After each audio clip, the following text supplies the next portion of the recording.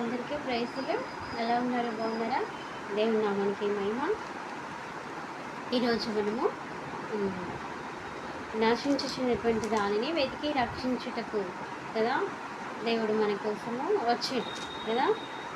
ఎక్కడ చూద్దాము? లూకా సువార్త 19వ అధ్యాయము 10వ వచనం. నశించిన దానిని వెతికి రక్షించుటకు మనిషి కుమారుడు వచ్చనని అతనితో చెప్పాను. వారు ఈ మాటలు వినుచుండగా తాను యెరూషలేమునకు సమీపమున ఉండుట వలన దేవుని రాజ్యము వెంటనే అగపడటమని వారు తలంచుట వలన ఆయన మరి ఒక ఉపమానము చెప్పెను. ఏలైనగా రాజకుమారుడు రాజ్యమును సంపాదించుకుని మరలా రావాలనని దూరదేశము ప్రయాణమైన తన దాసునికి 10 మందిని పిలిచి వారికి 10 మీనాలను ఇచ్చి నేను వచ్చే వరకు వ్యాపారము చేయడని వారితో చెప్పాను కదా. దేవుడు నామానికి మహిమ. అయితే ఇక్కడ ప్రతి ఉపమానము దేవుడు చెప్తుంటాము కానీ మనం కొన్నిసార్లు వినము. అయితే నశించిన దానిని వెతికి రక్షించుటకు మన దేవుడు మన ఎద్దకు వచ్చాడు. అవునా? అయితే మనం కొన్నిసార్లు తప్పిపోతుంటాం కదా. దేవుని వాక్యం కదా. దేవుని వాక్యం వినము కదా. దేవుని మాటను ధిక్కరించేవారిగా ఉంటాం కదా. కొన్నిసార్లు మనము పిరికి వారి వలె ఉంటాం. అవునా కదా. అయితే మనం ఏం చేయాలి? నశించిన దాన్ని వెతికి రక్షించుటకు మన కొరకు మన యేసు ప్రభువు వారు వచ్చినారు. అవునా? అయితే మనము ప్రతి నిమిషము దేవుని వెతకాలి. నన్ను వెతకడానికి నేను దొరుకుతాను, తట్టువానికి నేను తీస్తా అని అంటుంటాడు దేవుడు. కానీ మనము వెతకము. కానీ మనకున్న సమస్యలు పోవాలి. ఎట్లా పోతాయి? అయితే దేవుని మనం వెతికే వారిగా ఉండాలి. వెతకాలి. వెతికిన వారిగా ఉన్నప్పుడు దేవుడు మనల్ని తన యొక్క రాజ్యంలో కదా ఒక మన ఏడల తన యొక్క రాజ్యంలో మనకి చోటిస్తాడు. అవునంటే కాదంట. మనం ప్రతి విషయంలో మనము ప్రార్థన, విజ్ఞాపనలు, వ్యాచనలు, కృతజ్ఞతలు కలిగి ఉండగలగాలి కదా. శ్రమ, కష్టము అనే శోధన ప్రతి ఒక్కరికి అవసరమే. కానీ దానిని దాటుకునే శక్తి కూడా ఈమెని ప్రభుని అడగాలి కదా. మనం అడుగుతూ ఉండే అప్పుడు మనకు ధైర్యమును దేవుడే సహాయం చేస్తాడు. అవునా? ఈ రోజులలో మనము మన తల్లిదండ్రులని ప్రేమిస్తాం కదా. ప్రేమించే వారిగా ఉండాలి. తల్లిని తండ్రిని సన్మానించడం అంటుంది. కానీ మనం తల్లిని తండ్రిని సన్మానిస్తున్నామా కదా. మన తండ్రులని మన తల్లిని చంపేవారిగా ఉంటున్నాం. కానీ ఎవరు చెప్పినారు ఈ మాటలు కదా. నువ్వు స్కూల్కి వెళ్ళినప్పుడు కూడా నీ తల్లిని నీ తండ్రిని సన్మానించమని చెప్తుంది. కానీ ఈ విధంగా తండ్రిని చంపాలని ఎవరు చెప్పరు కదా. ఆస్తి ఇవాళ ఉంటుంది, రేపు పోతుంది. కానీ మీరెందుకు మీ తల్లిదండ్రులైనటువంటి వారిని చంపుతున్నారు కదా.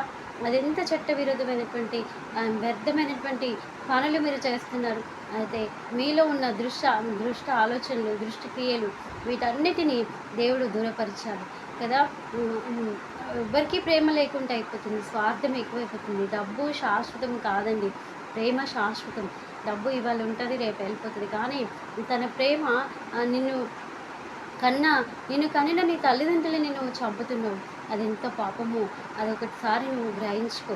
అయితే మనం మన తల్లిదండ్రులని ఏ విధంగా సన్మానిస్తామో మనం కూడా మనకంటూ దేవుడు ఉన్నాడు కదా. సృష్టికర్తని మనము నిత్యము ప్రార్థన చేసేవారిగా ఉండాలి. మనం తప్పిపోతున్నామేమో. తప్పిపోతుంటే మనల్ని బట్టి చాలామంది కదా అవమానపరుస్తున్నారేమో. అయినా పర్లేదు, నువ్వేం భయపడకు. నిన్ను బట్టి దేవుడు నిన్ను మహిమపరుస్తాడు. అవునంటే కాదంట. మనం ప్రతి విషయంలో ఆత్మీయంగా స్థిరంగా ఉండగలగాలి కదా. మనము కొన్నిసార్లు పడిపోతుంటాం. పడిపోయినప్పటికీ కూడా దేవుడు మనల్ని లేవనెత్తే దేవుడు కదా. శ్రమలు ఉన్నాయని భయపడకు, కష్టాలు వస్తున్నాయని భయపడకు, వేదన ఉందని భయపడకు. దేనికోసము నువ్వు బాధపడుతున్నావు వాటన్నిటినీ దేవుడు ఏమంటున్నాడంటే దేవుడే కార్యం చేస్తాడు. ఉచ్చరింపని సఖ్యమైనటువంటి మూలుగులే చేత అనే మూలుగులు దేవుడు వినేవాడిగా ఉంటాడు. ప్రతి విషయంలో సహాయం చేయండి. నీ తల్లిని తండ్రిని సన్మానించండి మొదటిగా కదా. భర్తలు భార్యలను చంపేస్తున్నారు. అది ఎంతవరకు కరెక్టు? అది కరెక్ట్ కాదు. అయితే ఏదైనా పరిష్కారం, ఏదైనా తప్పులు ఉన్నప్పుడు అది చట్టవిధంగా అది భయంకరమైన పరిస్థితిలో తీసుకువెళ్తున్నారు మిమ్మల్ని. అపవాది మిమ్మల్ని శోధించినప్పుడు దానిలో నుంచి బయటికి రండి. కానీ ఆ విధంగా చంపడం న్యాయం కాదు. అయితే మనం స్త్రీలని గౌరవించేవారిగా ఉండాలి. స్త్రీలు కదా, స్త్రీ లేకపోతే మనం మీరు ఎక్కడి నుంచి వచ్చారు? అదొక్కటి ఆలోచించి ముందు అడుగు వేయండి. ఏ పని చేయడానికైనా కదా, మీకంటూ ఒక సొంత నిర్ణయము తీసుకోకండి కదా. మనుషులు చంపే అధికారము మీకు ఇవ్వలేదు. ఇచ్చిండా? ఇవ్వలేదు. అయితే మీరేం చేయాలి? నీ తండ్రిని నీ తల్లిని సన్మానించాలి. దేవుడు నశించిన దానిని వెతికి రక్షించినట్లుగా నువ్వు నశించిపోతున్నావేమో, నీ కోసమే ఈ మాటలు కదా. నువ్వు ఒక్కసారి విన్నప్పుడు నీ యొక్క హృదయం తెరవబడుతుంది కదా. నశించిన దానిని వెతికి మనిషి కుమారుడు కదా, మనిషి కుమారుడు వచ్చినని అతనితో చెప్పింది. మనం నశించుచున్నాం. వేటి వలన నశిస్తున్నాము? తల్లిదండ్రులని గౌరవించలేకపోతున్నాం, ఇంట్లో భార్యని గౌరవించలేదు, పిల్లల విషయంలో ప్రతి విషయంలో ప్రతి ఒక్కరిని మేము గౌరవించలేకపోతున్నాం. ఎందుకు గౌరవించలేకపోతున్నాము కదా? మనలో ప్రార్థన లేక కదా. క్రైస్తవమైనటువంటి మనల్ని కూడా మనల్ని మనము సరి చేసుకోవాలి కదా. మొన్న కదా, భార్యని కుక్కర్లు వేసి చనిపోయిన వారిని చూసాం కదా. నడి రోడ్డు పైన కొడుకు తన తండ్రిని చంపిన వారిని చూసాం కదా. ఎన్నో స్కూల్లో ఎన్నో రకరకాలుగా జరుగుతున్నాయి. చంపే హక్కు ఎవరికి లేదండి కదా.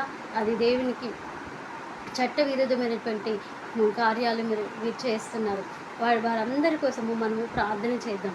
ఎందుకంటే ఇటువంటివి జరగదు. తల్లిని తండ్రిని సన్మానించాలి. వాళ్ళు ఎటువంటి వారైనప్పటికీ కూడా వారికి ఆస్తి నీ కోసము సమస్తము సంపాదించి ఇచ్చినప్పుడు నీ తండ్రిని నువ్వు చంపేస్తున్నావు కదా.